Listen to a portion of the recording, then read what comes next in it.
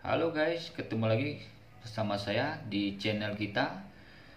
Terima kasih sudah klik video saya. Semoga kalian diberi kesehatan dan rezeki yang berlimpah. Amin. Pada video kali ini saya akan membacakan 5 bab, yaitu dari bab 3871 sampai 3875. Oke, kita langsung aja ya. Bab 3871. Pada saat ini, Lai Qinhua menyalakan dupa segel yang ditekan ke dalam bentuk teratai dengan korek api dan berkata kepada Ye Chen sambil tersenyum, "Tuan Ye, Anda tidak boleh menolak bau gaharu kan?" Ye Chen tersenyum sedikit, memandangi asap biru yang membumbung ke langit, dan pada saat yang sama mencium aroma unik gaharu ketika dinyalakan, dan merasa sangat nyaman. Jadi dia berkata, "Tuan Lai, benar-benar elegan. Ini semacam segel siang. Ketika saya bersama ibu saya, ketika saya masih kecil, saya menciumnya dalam cahayanya. Dan setelah bertahun-tahun, saya menciumnya lagi. Dan sisa rasanya tidak ada habisnya." Lai Qinhua mengangguk dan berkata dengan serius, "Ibumu sangat terkenal di Amerika Serikat. Dikatakan bahwa ketika dia masih hidup, dia tidak berusaha keras untuk mempromosikan budaya tradisional Tiongkok di Amerika Serikat. Banyak wanita bangsawan kelas atas Amerika Serikat bangga jika mencontohnya.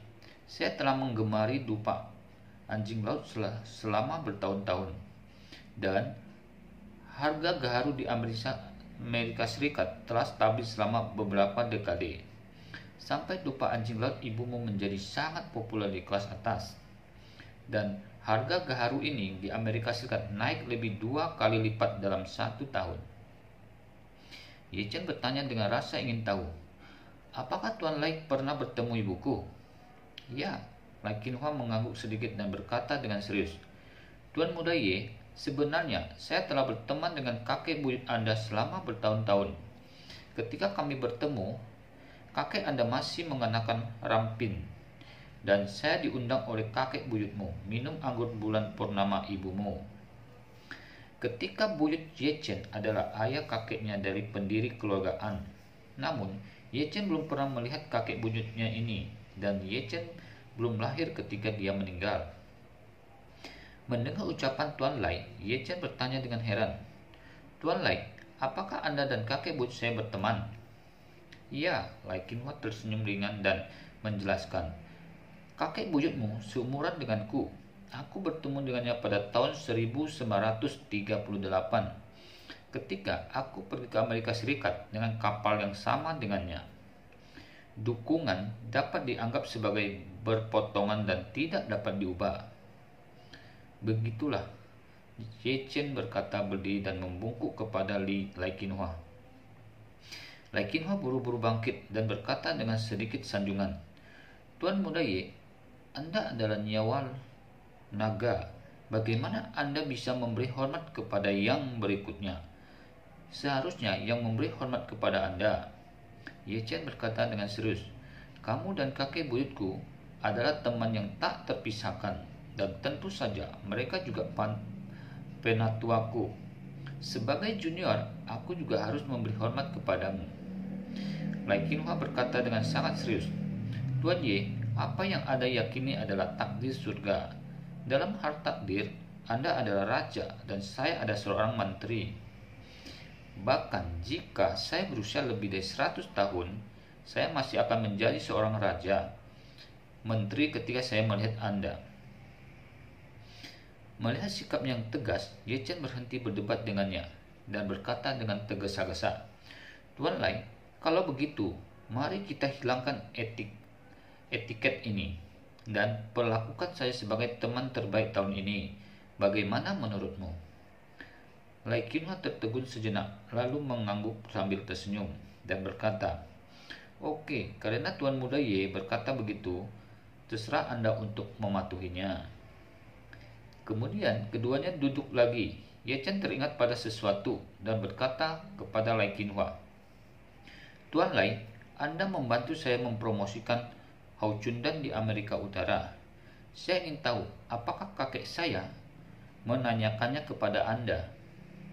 Kakekmu, Laikinhua tidak menahan tawa ketika dia mengatakan ini. Dia tidak percaya pada takdir. Ketika dia masih muda, dia sering berbicara tentang nasib terserah padaku. Bahkan aku tidak peduli tentang itu. Aku bahkan berpikir aku pembohong di masa lalu. Jadi ada sedikit kontak di antara kita. Terutama setelah kakek buyutmu meninggal, kita tidak ada hubungan satu sama lain. Aku percaya padanya bahwa jika kamu tertarik pada Hao Chundan, Anda tidak akan datang kepada saya untuk bertanya. Setelah itu, dia bertanya kepada Ye Chen dengan rasa ingin tahu. Tuan Ye, Anda harus memiliki semua daftar pendaftar di tangan Anda. Saya ingin tahu apakah ada anggota keluarga An yang sudah mendaftar. Tidak, Ye Chen menggelengkan kepalanya dan berkata, tidak ada yang bernama An di semua informasi pendaftaran. Laikinhua mengangguk dan tersenyum dan berkata, kakekmu sangat arogan dan kemungkinan besar dia tidak akan bergabung dalam bujukan semacam ini, kecuali jika Anda memberitahu dia kemanjuran Hao Chundan. Dia tidak akan datang secara langsung. Setelah itu, Laikinhua memandang Ye Chen dan berkata dengan kekaguman, tapi kemudian, Tuan Muda Ye, aturan yang Anda tetapkan bahwa pemenang pelelangan harus mematuhi Hao Chundan di tempat benar-benar menakjubkan. Tidak hanya akan memungkinkan semua untuk orang berpartisipasi dalam pelelangan, orang-orang yang telah menyaksikan efek magic Hao Chundan dengan mata kepala sendiri juga dapat membuat semua orang besar yang ingin mendapat Hao Chundan harus datang secara langsung. Saya percaya bahwa ketika pelelangan Hao Chundan berikutnya, banyak raksasa modal bersembunyi akan mengambil inisiatif muncul ke permukaan. Karena itu, Laikinhua memandang Ye Chen dan berkata dengan serius, mungkin lelang tahun depan, kakekmu akan muncul di daftar pendaftaran. Kita lanjut lagi, bab 3872. Faktanya, Ye Chen telah menantikan untuk melihat kakeknya di pelelangan Hao Chundan. Namun, dia tidak tahu mengapa dia memiliki pemikiran seperti itu. Karena dia tidak benar-benar berpikir untuk mengenali keluarga kakeknya. Ketika berbicara tentang kakek Ye Chen, Laikinhua tampaknya tiba-tiba tertarik dan berkata sambil tersenyum, sejujurnya, Tuan Muda Ye, saya sangat menantikan kakek Anda untuk datang berpartisipasi dalam lelang Hao Chundan. Ye Chen bertanya dengan rasa ingin tahu, mengapa Tuan lain mengatakan ini?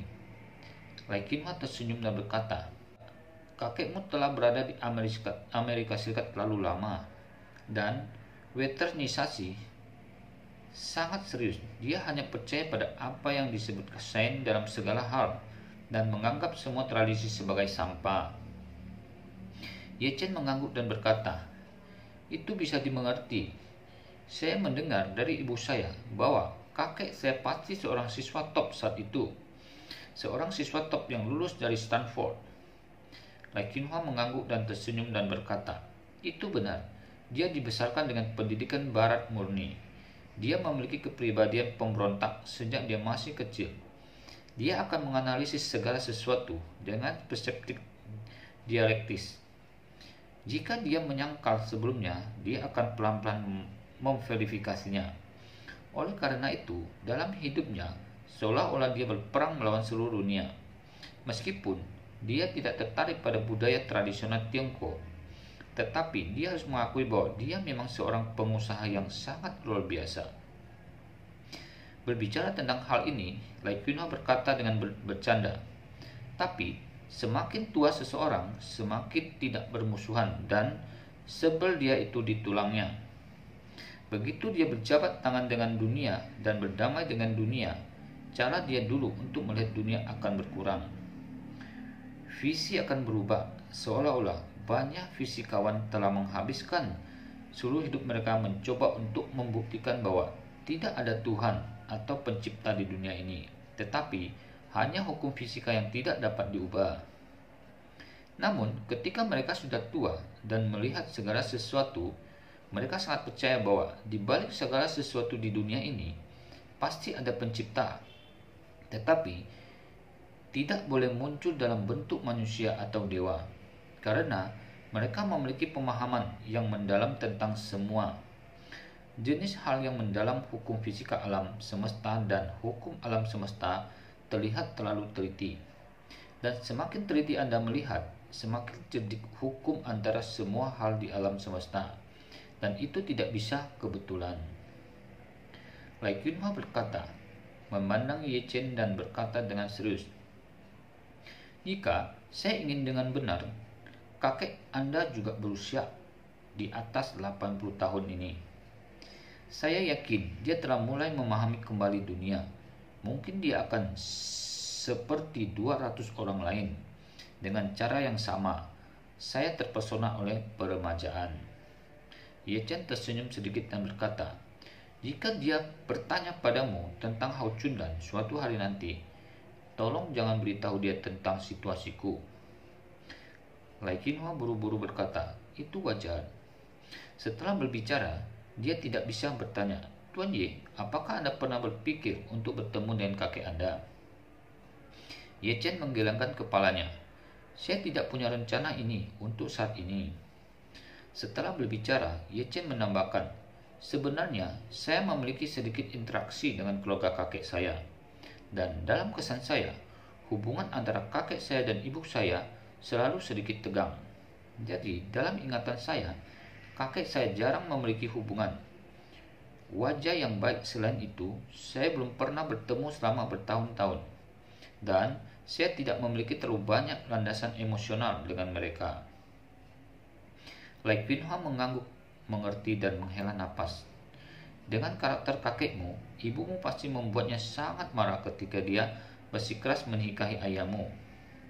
Tetapi seharusnya berusia 8 tahun ini, banyak hal yang harus memiliki wawasan baru. Mungkin keinginan terbesar sekarang adalah bertemu denganmu sekali." Ye Chen menertawakan dirinya sendiri dan berkata, "Mereka mungkin sudah lama mengira aku sudah mati." "Tidak mungkin," Lai Qinghua berkata dengan sungguh-sungguh. "Seseorang dengan status seperti kakekmu memiliki persyaratan yang sangat tinggi untuk keaslian informasi. Bahkan dibandingkan dengan polisi, bahkan lebih buruk. Pikirkanlah, jika tidak ada cukup bukti untuk buktikan bahwa seseorang benar-benar mati, polisi hanya akan mendefinisikan sebagai orang hilang. Dan saya yakin kakekmu pasti sama." Ye Chen mengangguk tanpa ekspresi dan berkata, "Kalau begitu, biarkan mereka terus berpikir bahwa aku hilang." Kita lanjut lagi ke bab 3873.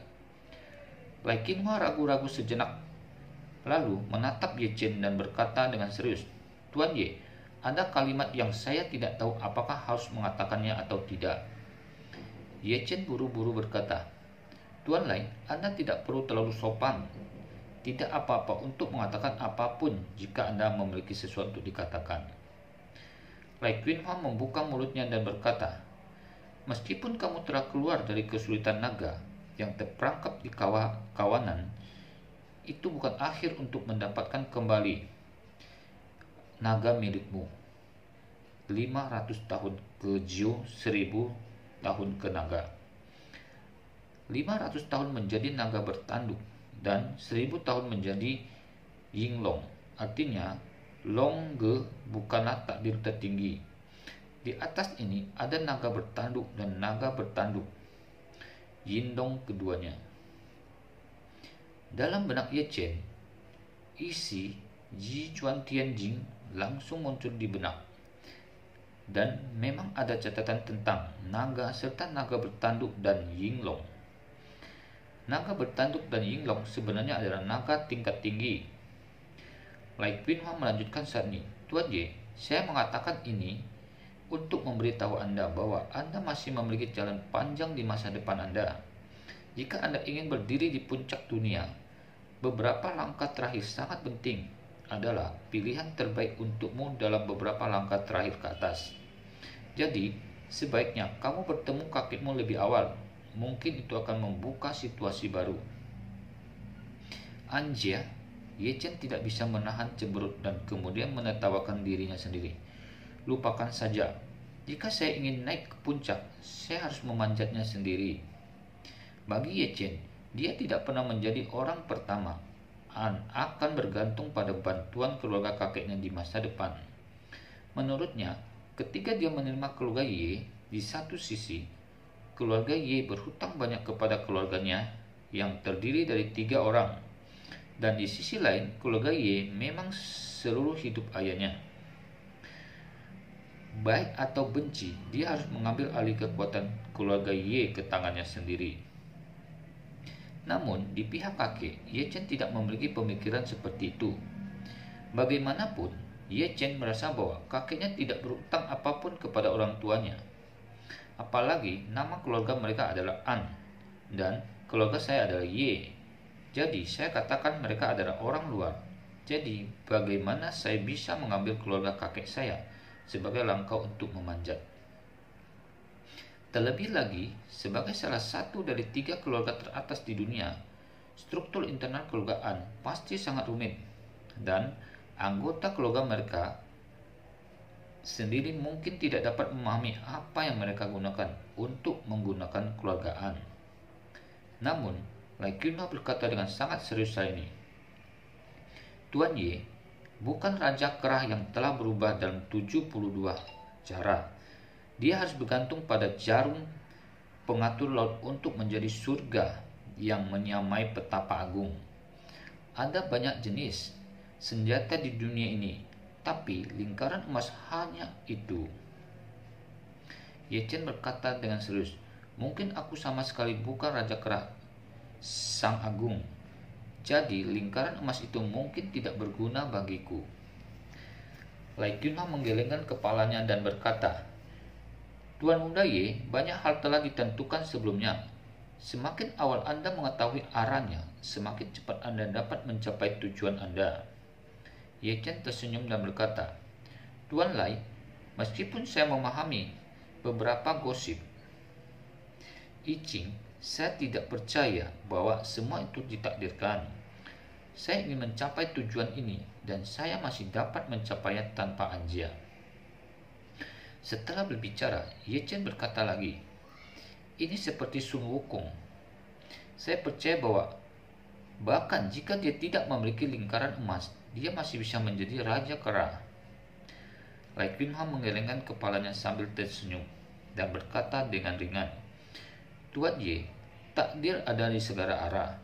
Dengan kata lain, Sun Wukong tidak hanya ditakdirkan untuk menjadi raja kera, sang agung, tetapi dia juga ditakdirkan untuk menjemput lingkaran emas.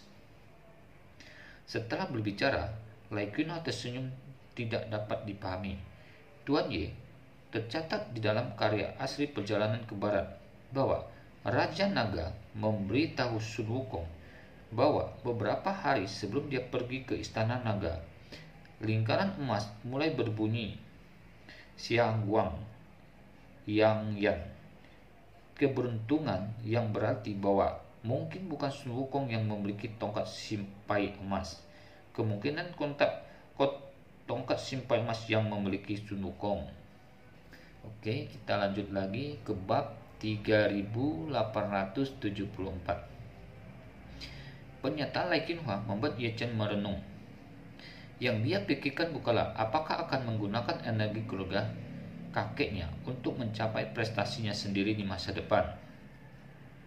Yang dia pikirkan adalah semakin jauh dunia ini berjalan, semakin sempit jalannya. Jika dia menginginkan keluarganya untuk berdiri di puncak dunia, kemudian di masa depan suatu hari dia pasti akan bertemu dengan Anjia di jalan sempit. Mau tak mau, dia berpikir bahwa jika suatu hari nanti, jika dia benar-benar bertemu dengan Anjia di jalan sempit, maka Anjia akan menjadi musuh atau teman. Bagaimanapun, keluarga An sekarang adalah salah satu dari 3 keluarga teratas di dunia. Jika Ye Chen ingin memenuhi keinginan terakhir ayahnya, dia harus membuat keluarga Ye berdiri lebih tinggi dari ketiga keluarga ini. Jika 3 keluarga besar tidak ingin melihat bintang yang sedang naik daun di atas mereka, itu bahkan mungkin memicu pertempuran hidup dan mati antara raja baru dan raja lama. Lai Qinghua melihat bahwa Ye Chen tiba-tiba terdiam dan secara kasar menebak apa yang dipikirkan Ye Chen. Jadi dia berkata dengan serius, "Tuan Ye, di antara 3 keluarga teratas, Rothschild memiliki 3 dari mereka di dunia ini. Skala abad tua yayasan telah melampaui sebagian besar negara di dunia dan sangat kuat sehingga tidak ada yang bisa melihat gambaran keseluruhannya. Di belakang keluarga kerajaan Saudi di Timur Tengah adalah dukungan dari seluruh negara, terlepas dari sumber daya keuangan, sumber daya material dan kekuatan militer. Oleh karena itu, keluarga An adalah yang terlemah di antara ketiga keluarga besar." Berbicara tentang ini, Lai Qinghua menghela napas. Meskipun keluarga An adalah keluarga Cina paling kuat di dunia, itu adalah yang terlemah di dalam situasi 3 kerajaan. Selama bertahun-tahun, 2 keluarga lainnya juga memiliki niat untuk menekan Anjia dan Pras dari 3 keluarga besar. Jadi, menurut spekulasi saya, Anjia tidak akan memiliki kehidupan yang baik di masa depan. Dan bergabung dengan Anjia akan sangat bermanfaat bagi Anda dan Anjia. Ye Chen tersenyum tanpa komitmen dan berkata, "Terima kasih Tuan Lai untuk pengingat Anda. Suatu hari di masa depan, saya pasti akan bertemu Anjia secara langsung. Mari kita tunggu sampai saat kita benar-benar bertemu." Lai Qinghua tahu bahwa Ye Chen memiliki idenya sendiri. Jadi, dia mengangguk ringan dan berkata, "Jika Tuan Muda Ye ingin bertemu dengan keluarga An, kapan saja saya dapat membantu Anda untuk menemukan cara." "Oke," Ye Chen berterima kasih. "Kalau begitu, terima kasih Tuan Lai." Lai Qinghua melambaikan tangannya, lalu mengganti topik pembicaraan dengan berkata kepada Ye Chen, "Ngomong-ngomong, Tuan Muda Ye, saya memiliki permintaan yang tidak baik. Saya harap Anda dapat membantu saya." Ye Chen berkata tanpa ragu, "Tuan Lai, tolong bicara." Lai Qinghua ragu-ragu sejenak dan menghela napas. Orang tua ini memiliki teman baik bernama Fei Yanzhong, dan dia adalah salah satu dari 200 peserta dalam pelelangan ini. Ye Chen tersenyum sedikit, mengangguk dan berkata, "Saya kenal orang ini dan telah melihat informasinya." Faktanya, Ye Chen tidak hanya mengenal Fei Yanzhong, tetapi juga cucunya Fei Kexin.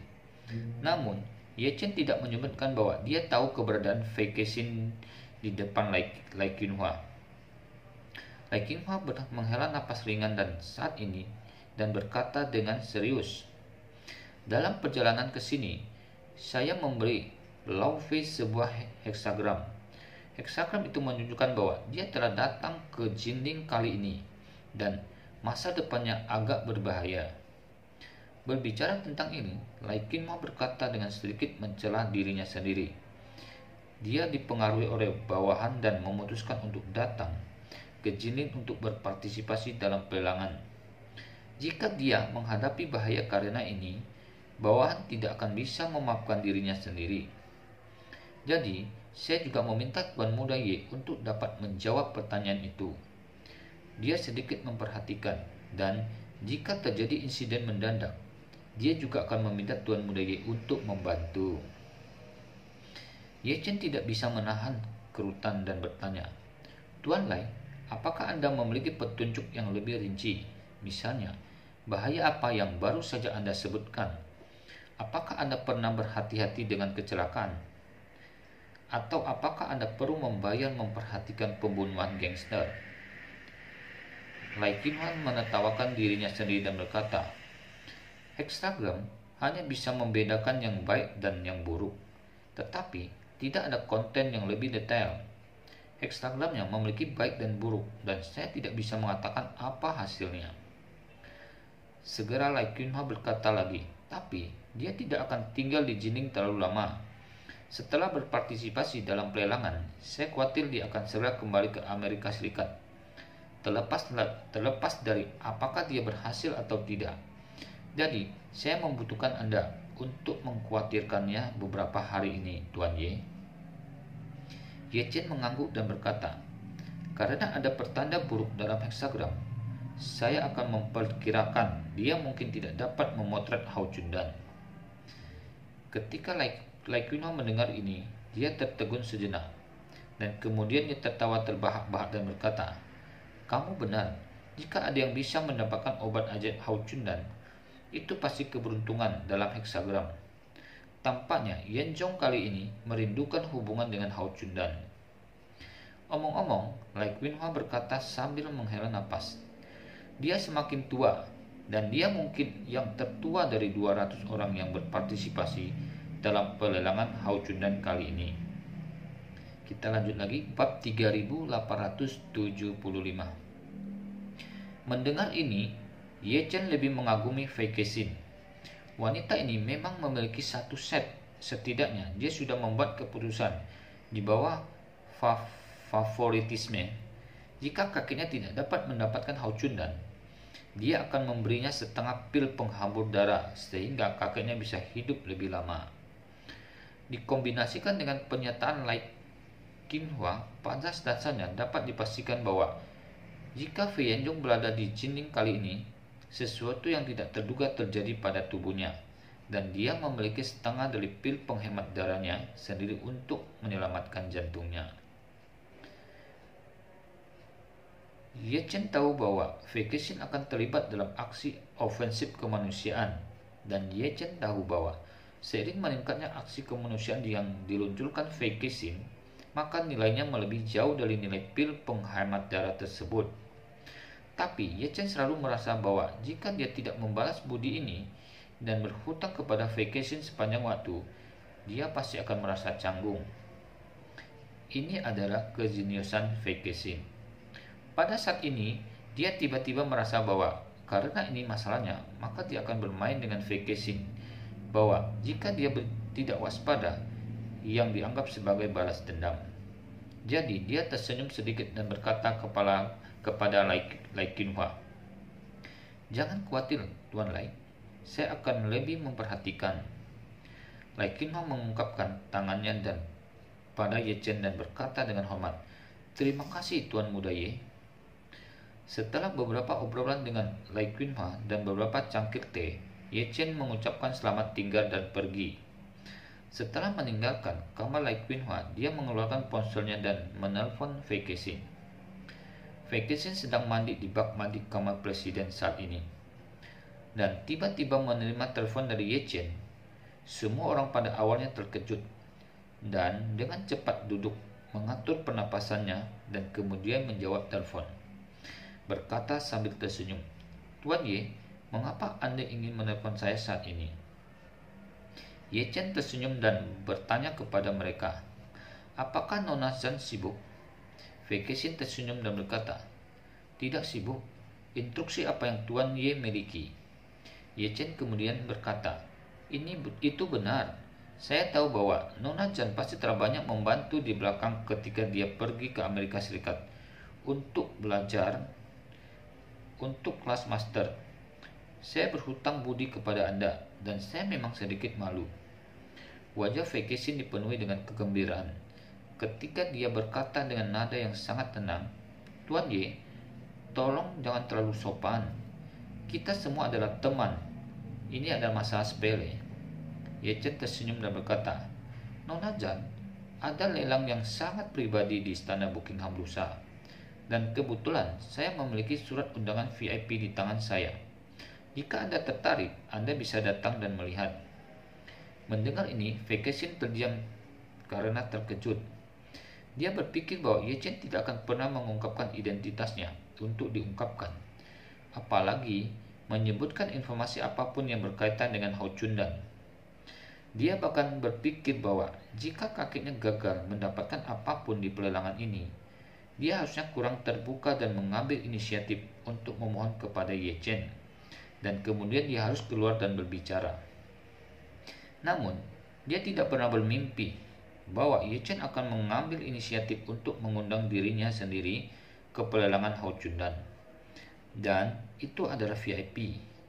Kali ini dia tertangkap basah.